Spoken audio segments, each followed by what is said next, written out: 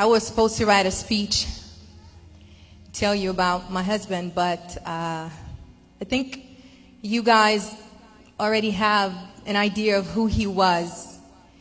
I can tell you he's a dedicated musician, but you guys already knew that. So I thought I would give you guys a little inside scoop to how we met and we started dating. He really wasn't my type at first.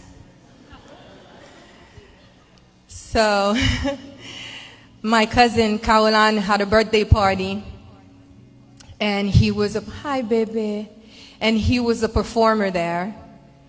And you know, I don't really get starstruck, so it was whatever. You know, Mika, Ben, Jay Perry, Eric Virgal, okay, whatever. And at the end of the show, I went and hugged the person who hosted the party, which was called Christian. And I went and said bye or whatever. And he was in the middle of a conversation with Mika. So I was like, oh, excuse me, I'm trying to leave, you know. Thank you, it was a great party. And I said, oh, you did good. And I left. So per Mika's recollection, he was telling me the next day he was supposed to go play tennis with one of his bestest friends, Olivier, and my cousin Frankie, which I didn't even know that they knew each other. So the time came for them to go play, and Mika was just stuck on his phone, just swiping through Instagram. He's like, I'm looking for this girl. We took a picture together. I know they're going to post it. How are they not going to post the picture with me? So they're swiping. Frankie's getting impatient. So Mika kept the course, and he just kept looking. But what he did not know is that my cousin is very present on social media, so the picture was bound to come out. So he finally found the picture, and he's like, yo, me femme. And so Frankie's like, bueno. And then so he turned the phone around, and he's like, this girl, I need to know her name, and I need to know how I can reach her. And Frankie was like, what the? So Mika was like, yo, is that you? Is that your ex? Like, what's up? He's like, nah, man, that's family. She's too good for you. It's not happening. So in the middle of the conversation, my name came up. So now he had a name. So he was like, okay. So then he called the person who hosted the party, and he said, hey, I'm going to send you a picture. Her name is Vanessa. I think it's Fanfan. Do you know her? Do you have her number? So Carl was like, yeah, I can get you in touch with her. So Carl called me. Hey, I have somebody who wants your number. Can I give it to them? But he doesn't want me to tell you who it is. I was like, hell no. And I was like, well, what's the big secret? Why does the person not want me to know who it is? Like, what is that about? That's absolutely not. And so in my mind, that was that.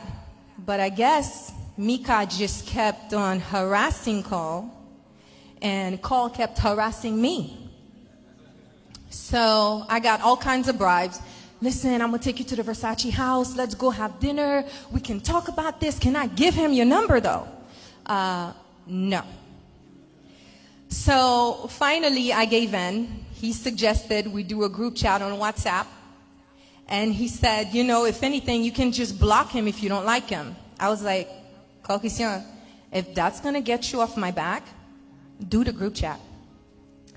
So he did the group chat, and he said, Vanessa, Mikael, Vanessa. And I was like, well, hello. Mikael, who? Do you have a last name? And he was like, Benjamin. I was like, LOL. I was like, you could have just said so. My attitude would have been the same. We briefly talked. I was not in a place in my life where I was looking for anything. So even though the conversations were short, hey, how's your day? It's good. What are you doing this week? You coming to Miami? No, not really. You know, he never gave up, so he let a week go by and he'd hit me with a, hey, just thought of you. Are you in Miami? No. Until one day he told me a joke, and honestly, I don't even remember which joke it was. And I was like, oh, you're kind of funny. You can make me laugh.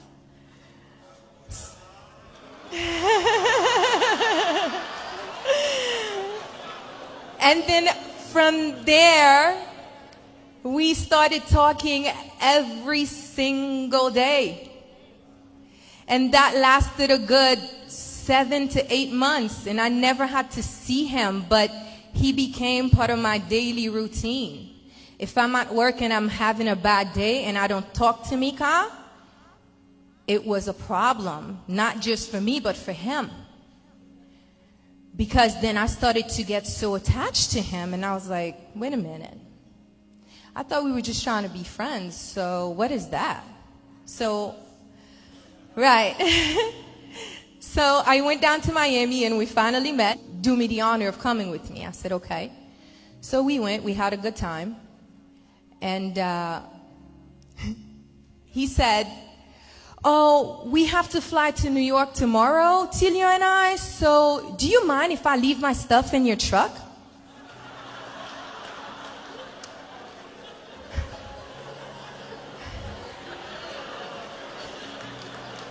I was like, sure. He's like, it's not that much. I said, yeah, no problem. You know, by that time I like him, you know. I'm feeling him. He's nice. He makes me laugh. And quite frankly, I couldn't go a whole day without talking to him. So they loaded up the truck. And I mean, they loaded up my truck. And a couple things was, I have a 4Runner, guys. The truck was full. So I called him. I said, oh, it was more than a couple things, you know. What if I had to go do something with my truck? Like, you kind of, that's a little sumun, a little bit. I mean, and he was like, so of course he put it on Tilion's back. Well, Tilion said, I didn't need to travel with all that if you were going to be here when we come back, so we thought it would be okay. Yeah, and then he said, oh, by the way, my shirt was too sweaty, so it was wet. Do you mind picking up?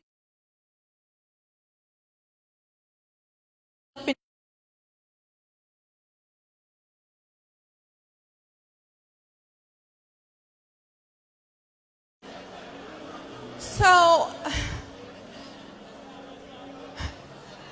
quickly, I thought to myself, maybe I'm not that into him. You know, this man had the nerves to ask me to do his laundry. I mean, we had one kiss. And Frankie said, listen, if you want to do his laundry, that's fine, because I'm about to go do laundry. But I can tell you what, you are not washing his underwear with my clothes. So when he came back, I did do the laundry.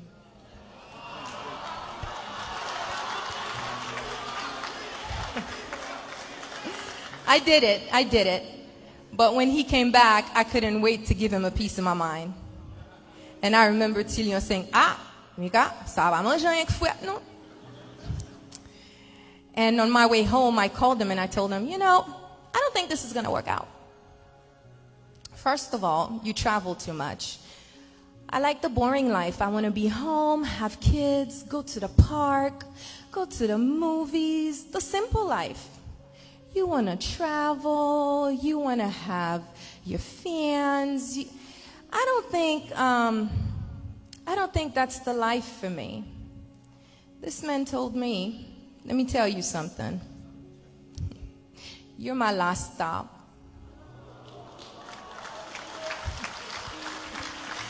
And he said, you seem to have an on-off switch that I don't have, but I'm going to need you to figure it out and leave that switch on. So I stopped talking to him. I thought he was a bit arrogant. So I started dating this other guy. I did. I started dating this other guy for a couple months. And then we kissed. And then I told the guy, I'm sorry. I gotta go. I got in my car. On my way home, I called Mika. And he's like, hey, stranger. I was like, hey, I was calling you because I was trying to remember, you know that Karimi song? He's like, stop it. You missed me. I missed you too. And I said, well,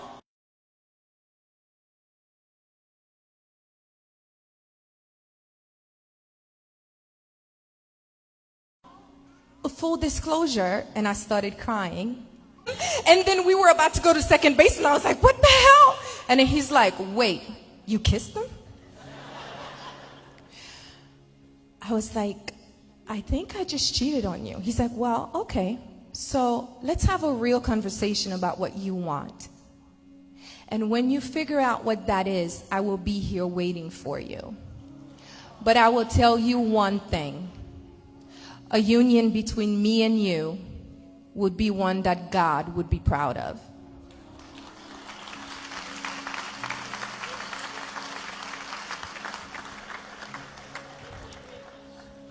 That was the day we decided that we were going to give our love a shot.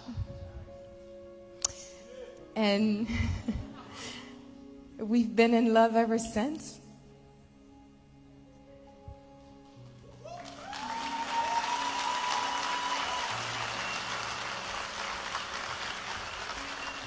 He was a challenge to date. He was a little bit sheltered. He didn't know how to cook. He didn't know how to clean. He didn't know to pick up his plate when he's done eating to put it in the sink. And he got stuck at my house for 6 months during COVID. Yeah. Would you believe by the time we got married, I have not cooked in my house in over a year and a half. I taught Mika how to cook, and he excelled so much at it, I don't even know how to make sauce pois. Mika can make du riz blanc, sauce pois, poule, cordon. He can make saumon, and it's not just any kind of salmon. It's salmon avec sauce béchamel, avec pommes de terre. Mika knows how to clean. Mika does the laundry. He doesn't fold the clothes or put them in the right place, but he does the laundry. So he is the type of person who, when he really wanted something, he applied himself and he made it happen. So I'm going to leave you guys with affirmations that we used to do every morning together. And I hope you guys can find him in those words.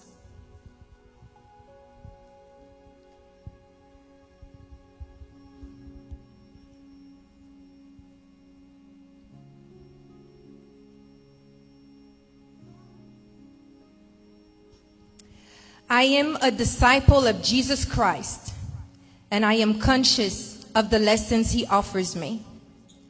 I'm the rock of faith for my family and all of those who follow me. My life is full of joy, love, and passion, and I'm excellent at maintaining enthusiasm in everything that I do. I am the most prolific music producer in the entire world, as my creations are topping billboards, digital streamings, and radio charts. I bring a sense of serenity and lots of positivity to my family. Our common goals are aligned to fulfill our Heavenly Father's will and desires through our life's achievements. Today, I'm balancing my time between personal refinement inspiring others, and creating memories with my family and friends.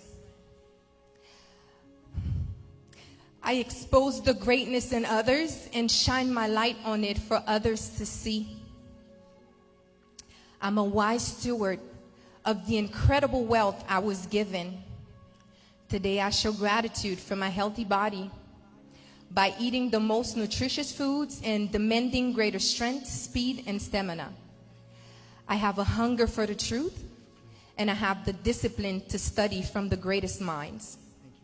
I've been called to lead millions to spiritual, political, and financial freedom. I'm living for full success, and I'm willing to pay full price.